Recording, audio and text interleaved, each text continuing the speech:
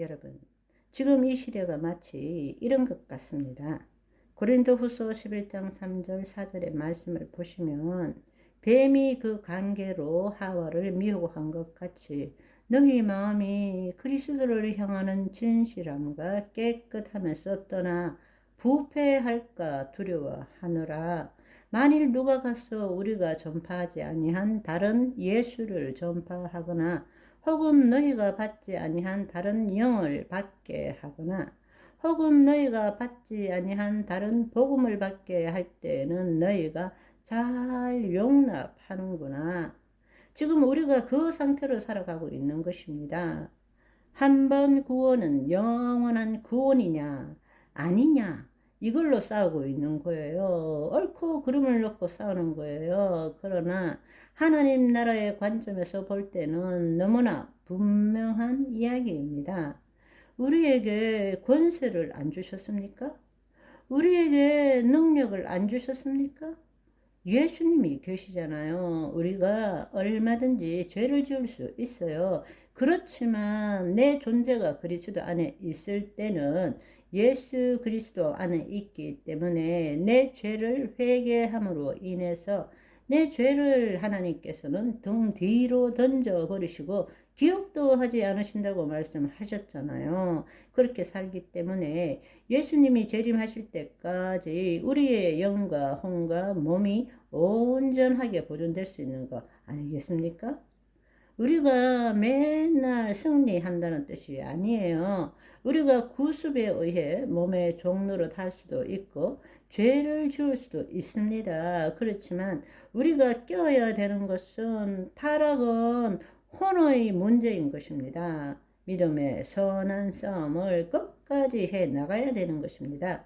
혼의 구원을 이루어 가야 한다라는 이야기입니다. 그 말은 내 혼이 옛날처럼 거짓 자처럼 몸의 종로를 하는 것이 아니라 자기를 부인하고 자기 십자가를 지고 하나님의 영 안에 거함으로써 하나님의 영이요 생명인 말씀이 내 생각, 내 감정, 내 신체를 통치하고 그분의 영광이 나를 통해서 나타나도록 해야 한다.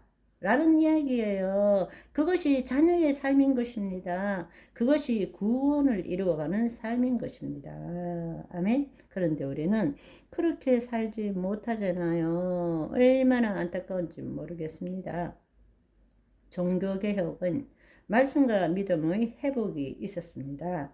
그러나 그 말씀과 믿음의 회복만으로는 자녀의 삶을 살 수는 없어요. 온전한 자녀의 삶을 살기 위해서는 성령님의 도우심이 필요합니다. 두 번째로는 주체의 변화가 필요해요. 내가 예수 그리스도 안에 새로운 피조물이라는 것입니다.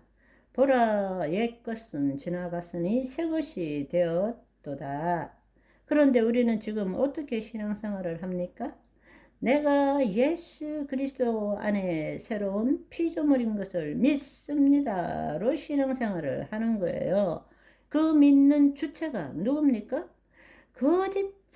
거짓자이잖아요. 우리가 새로운 피조물이 되었다면 새로운 피조물답게 생각하고 느끼고 말하고 행동할 줄 알아야 되는데 우리 주체는 여전히 변화된 것이 없는 것입니다.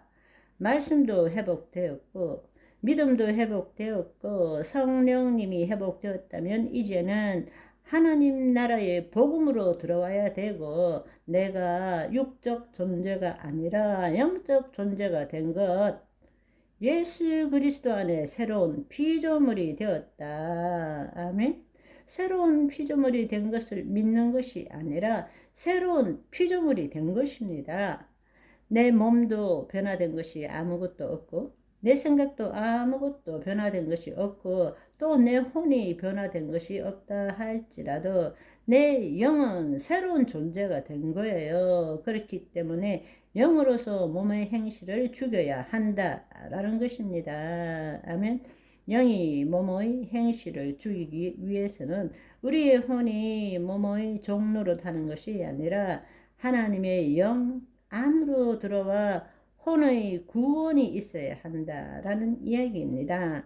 혼의 구원이 있기 위해서는 내 생각과 감정이 실제도 아니고 진리도 아니고 힘도 없고 나도 아니라는 사실을 깨달아야 된다는 이야기입니다.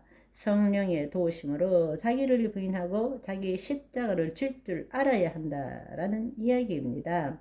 그래서 사도 바울은 나는 날마다 죽노라 라고 말하는 거예요. 아멘. 그런데 오늘날 우리는 날마다 죽는 것이 아니라 자기를 부인하고 자기 십자가를 지고 싶지 않아서 예수님을 믿는 사람이 대부분이에요. 그분이 내 대신에 죽었기 때문에 내가 그분만 믿으면 내 죄 사함 받고 내가 천국에 간다라고 믿고 있는 거예요. 있을 수 없는 복음을 믿고 있는 것입니다. 다른 복음을 믿고 있는 거예요. 그런데 그걸 깨닫지를 못해요. 여전히 거짓자인 나로서 열심히 신앙생활을 하면 지금보다 더 거룩한 사람이 되고 더 좋은 크리스찬이 된다고 믿으면서 살고 있는 것입니다. 죽음을 향해서 적 그리스도의 인도함을 받고 있는 거예요. 이것이 마귀의 괴계라는 것을 알아야 합니다.